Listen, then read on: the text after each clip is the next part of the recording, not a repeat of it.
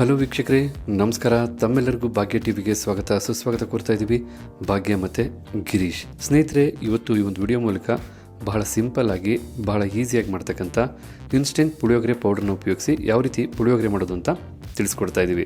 ಅದರಲ್ಲಂತೂ ಈ ರೀತಿಯಾದಂಥ ರೆಸಿಪಿ ಬ್ಯಾಚುಲರ್ಸ್ಗೆ ಬಹಳ ಯೂಸ್ಫುಲ್ ಆಗುತ್ತೆ ಮತ್ತು ನಿಮಗೆ ಸಮಯ ಕಡಿಮೆ ಇದ್ದಾಗ ಈ ರೀತಿಯಾದಂಥ ರೆಸಿಪಿನ ಬಹಳ ಚೆನ್ನಾಗಿ ನೀವು ಉಪಯೋಗಿಸ್ಕೊಂಡು ಮಾಡ್ಕೋಬೋದು.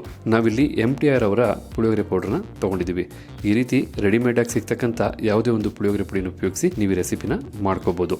ಹಾಗೆ ಬನ್ನಿ ಈಗ ಪುಳಿಯೋಗರೆ ಮಾಡೋದಕ್ಕೆ ಬೇಕಾದಂಥ ಪದಾರ್ಥಗಳೇನು ಹಾಗೆ ಮಾಡ್ತಕ್ಕಂಥ ವಿಧಾನ ಏನು ಅಂತ ನೋಡ್ಕೊಳ್ಳೋಣ. ಮೊದಲಿಗೆ ನಾವು 1 ಲೋಟದಷ್ಟು ಅಕ್ಕಿ ಅಂದರೆ ಒಂದು 1/4 kg ಅಕ್ಕಿನ ತಗೊಂಡು ಈ ರೀತಿ ಅನ್ನ ಮಾಡಿ ಇಟ್ಕೊಂಡಿದ್ದೀವಿ. ಬಹಳ ಬಿಡಿಬಿಡಿಯಾಗಿದೆ. ಅನ್ನ ಬಿಡಿಬಿಡಿಯಾಗಿದ್ರೇ ನಿಮಗೆ ಪುಳಿಯೋಗರೆಗೆ ರುಚಿಸೋದು. ಈ ರೀತಿ ನೀವು ಸಹ ಬಿಡಿಬಿಡಿಯಾಗಿ ಅನ್ನ ಮಾಡಬೇಕಂದ್ರೆ ವಿಡಿಯೋ ಮೇಲೆ ಲಿಂಕ್ ಬರ್ತಾ ಇದೆ, ತದನಂತರ ನೀವು ಕ್ಲಿಕ್ ಮಾಡಿ ಬೇಕಾದ್ರೆ ಆ ವಿಡಿಯೋನ ನೋಡ್ಬೋದು. ನಾವು ಇನ್ಸ್ಟೆಂಟ್ ಪುಳಿಯೋಗರೆ ಪುಡಿನ 3 ಟೇಬಲ್ ಸ್ಪೂನಷ್ಟು ತೊಗೊಂಡಿದ್ದೀವಿ.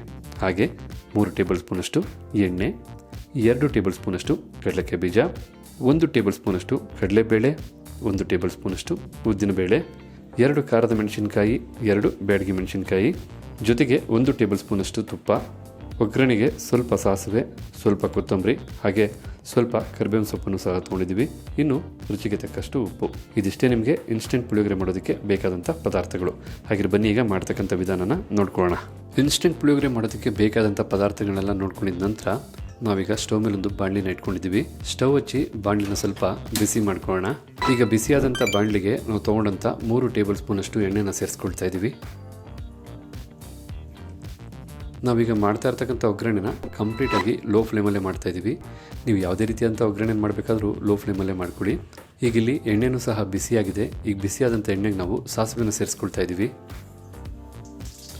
ಸಾಸಿವೆ ಸ್ವಲ್ಪ ಸಿಡಿಬೇಕಾಗುತ್ತೆ. ಸಾಸಿವೆ ಸಿಡಿದ ನಂತರ ನಾವು ಕಡಲೆಕಾಯಿ ಬೀಜನ ಸೇರಿಸ್ಕೊಳ್ತಾ ಇದ್ದೀವಿ. ಕಡಲೆಕಾಯಿ ಬೀಜ ಸೇರಿಸಿದ ನಂತರ ನಾವು 1 ನಿಮಿಷಗಳ ಕಾಲ ಲೋ ಫ್ಲೇಮಲ್ಲೇ ಇದನ್ನು ಫ್ರೈ ಮಾಡ್ಕೊಳ್ತಾ ಇದ್ದೀವಿ. ಈಗಿಲ್ಲಿ ಕಡಲೆಕಾಯಿ ಬೀಜನೂ ಸಹ ನಾವು 1 ನಿಮಿಷಗಳ ಕಾಲ ಫ್ರೈ ಮಾಡ್ಕೊಂಡಾಯಿತು. ಈ ಕಡಲೆಕಾಯಿ ಬೀಜ ಇಲ್ಲಿ ಕ್ರಿಸ್ಪಿಯಾಗಿದೆ. ಈ ಸಂದರ್ಭದಲ್ಲಿ ನಾವು ಕಡಲೆಬೇಳೆನ ಸೇರಿಸ್ಕೊಳ್ಳೋಣ. ಹಾಗೆ ಉದ್ದಿನ ಬೇಳೆನೂ ಸಹ ಸೇರಿಸ್ಕೊಳ್ಳೋಣ. ಇವೆರಡನ್ನು ಸೇರಿಸಿದ ನಂತರ ನಾವೊಂದು 30 ಸೆಕೆಂಡ್ಗಳ ಕಾಲ ಫ್ರೈ ಮಾಡಿಕೊಂಡ್ರೆ ಸಾಕಾಗುತ್ತೆ. ಈಗ ಇಲ್ಲಿ ಕಡಲೆಬೇಳೆ ಉದ್ದಿನಬೇಳೆ ಫ್ರೈ ಆದ ನಂತರ ನಾವು ಕರಿಬೇವಿನ ಸೊಪ್ಪನ್ನು ಸಹ ಸೇರಿಸ್ಕೊಳ್ಳೋಣ. ಹಾಗೆ ಒಣಮೆಣಸಿನಕಾಯಿನೂ ಸಹ ಸೇರಿಸ್ಕೊಳ್ತಾ ಇದ್ದೀವಿ. ಒಣಮೆಣಸಿನಕಾಯಿನ ಸೇರಿಸಿದ ನಂತರ ನಾವೊಂದು 30 ಸೆಕೆಂಡ್ಗಳ ಕಾಲ ಈ ರೀತಿ ಬಿಸಿ ಮಾಡಿಕೊಂಡ್ರೆ ಸಾಕಾಗುತ್ತೆ. ಹೀಗಿಲ್ಲಿ ಒಣಮೆಣಸಿನಕಾಯಿ ಸಹ ಫ್ರೈ ಆಗಿದೆ. ನಂತರ ನಾವೀಗ ಇನ್ಸ್ಟೆಂಟ್ ಪುಳಿಯೋಗರೆ ಪೌಡರ್ನ ಸೇರಿಸ್ಕೊಳ್ತಾ ಇದ್ದೀವಿ. ಈ ರೀತಿ ಪುಳಿಯೋಗರೆ ಪೌಡರ್ನ ಸೇರಿಸಿದ ನಂತರ ಒಮ್ಮೆ ಚೆನ್ನಾಗಿ ಮಿಕ್ಸ್ ಮಾಡ್ಕೊಳ್ಳಿ. ಈ ರೀತಿ ಬಿಸಿನಲ್ಲೇ ಮಿಕ್ಸ್ ಮಾಡ್ಕೊಂಡಿದ ನಂತರ ನೀವು ಫ್ಲೇಮ್ನ ಆಫ್ ಮಾಡ್ಕೊಳ್ಳಿ. ನಂತರ ನಾವೀಗ ರುಚಿಗೆ ತಕ್ಕಷ್ಟು ಉಪ್ಪನ್ನು ಸೇರಿಸ್ಕೊಳ್ತಾ ಇದ್ದೀವಿ. ಉಪ್ಪನ್ನು ಸೇರಿಸಿದ ನಂತರ ಒಮ್ಮೆ ಈ ರೀತಿ ಮಿಕ್ಸ್ ಮಾಡ್ಕೋಬೇಕಾಗತ್ತೆ. ಉಪ್ಪನ್ನು ಸೇರಿಸಿ ಬೆರೆಸಿದ ನಂತರ ಈಗ ನಾವು ಮೊದಲೇ ಮಾಡಿಟ್ಟಂಥ ಅನ್ನನ ಸೇರಿಸ್ಕೊಳ್ತಾ ಇದ್ದೀವಿ. ಪುಳಿಯೋಗರೆದು ಈಗಾಗಲೇ ಘಮ ಅಂತ ಪರಿಮಳ ಬರ್ತಾ ಇದೆ.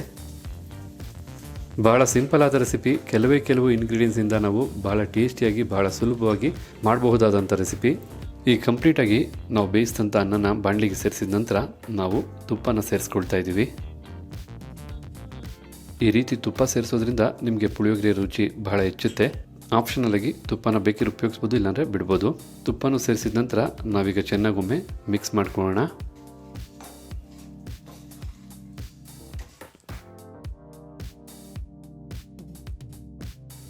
ಈಗ ಇಲ್ಲಿ ನೋಡ್ತಾ ಇದ್ರಲ್ಲ, ಚೆನ್ನಾಗಿ ಮಿಕ್ಸ್ ಮಾಡಿದ ನಂತರ ಪುಳಿಯೋಗರೆಯಲ್ಲಿ ಎಷ್ಟು ಚೆನ್ನಾಗಿ ರೆಡಿಯಾಗಿದೆ ಅಂತ.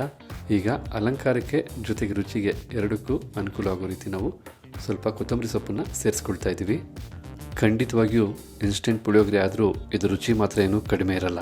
ಹಾಗಿದ್ರೆ ಮತ್ತೆ ಆಗ್ತಡ ನೀವು ಸಹ ನಿಮ್ಮ ಮನೆಗಳಲ್ಲಿ ಈ ರೀತಿಯಾದಂಥ ಇನ್ಸ್ಟೆಂಟ್ ಪುಳಿಯೋಗರೆ ಪುಡಿನ ಉಪಯೋಗಿಸಿ ಒಮ್ಮೆ ಪುಳಿಯೋಗರೆ ಮಾಡಿ ನೋಡಿ. ಅದರಲ್ಲಂತೂ ಇದನ್ನು ತೆಂಗಿನಕಾಯಿ ಚಟ್ನಿ ಜೊತೆ ತಿಂದ್ರಂತೂ ಬಹಳ ಮಜಾ ಇರುತ್ತೆ. ಇನ್ನು ಈ ವಿಡಿಯೋ ಕೊನೆಯಲ್ಲಿ ನಾನು ನಿಮಗೆ ಮನೆಯಲ್ಲೇ ಯಾವ ರೀತಿ ಪುಳಿಯೋಗರೆ ಪುಡಿನ ಮಾಡೋದು, ಜೊತೆಗೆ ಇದಕ್ಕೆ ಕಾಂಬಿನೇಷನ್ ಆದಂತಹ ತೆಂಗಿನಕಾಯಿ ಚಟ್ನಿನ ಯಾವ ರೀತಿ ಮಾಡೋದು ಅಂತ ಲಿಂಕ್ನ ಕೊಟ್ಟಿರ್ತೀನಿ. ಈ ರೀತಿಯಾದಂತಹ ಪುಳಿಯೋಗರೆ ನಿಮಗೆ ಪ್ರಸಾದ ಮಾಡ್ಕೊಳ್ಳೋದಕ್ಕೂ ಬಹಳ ಯೋಗ್ಯವಾಗಿರುತ್ತೆ. ಹಾಗಿದ್ರೆ ಇವತ್ತು ನಾವು ಮಾಡಿ ತಿಳಿಸಿದಂಥ ಇನ್ಸ್ಟೆಂಟ್ ಪುಳಿಯೋಗರೆ ತಮಗೆಲ್ಲರಿಗೂ ಇಷ್ಟ ಆಗಿದೆ ಅಂತ ತಿಳ್ಕೊಂಡಿದ್ದೀನಿ. ಇಷ್ಟ ಆಗಿದ್ರೆ ವಿಡಿಯೋಗೆ ಒಂದು ಲೈಕ್ ಮಾಡಿ, ಜೊತೆಗೆ ನಿಮ್ಮ ಅನಿಸಿಕೆ ಅಭಿಪ್ರಾಯ ಏನಿದ್ರು ಕಮೆಂಟ್ ಬಾಕ್ಸಲ್ಲಿ ಕಮೆಂಟ್ ಮಾಡಿ. ಅಷ್ಟೇ ಅಲ್ಲ, ನಿಮ್ಮ ಫೇಸ್ಬುಕ್ ಹಾಗೂ ವಾಟ್ಸಪ್ ಗ್ರೂಪಲ್ಲಿ ಈ ಒಂದು ವಿಡಿಯೋನ ಶೇರ್ ಮಾಡಿ ಅಂತ ಹೇಳ್ತಾ ತಮಗೆಲ್ಲರಿಗೂ ಧನ್ಯವಾದ ಅರ್ಪಿಸ್ತಾ ಇದ್ದೀವಿ. ಭಾಗ್ಯ ಮತ್ತು ಗಿರೀಶ್ ಮತ್ತೆ ಒಂದು ಹೊಸ ರೆಸಿಪಿ ಜೊತೆ ತಮ್ಮನ್ನು ಭೇಟಿ ಮಾಡ್ತೀವಿ. ಅಲ್ಲಿವರೆಗೂ ನಮಸ್ಕಾರ ವೀಕ್ಷಕರೇ.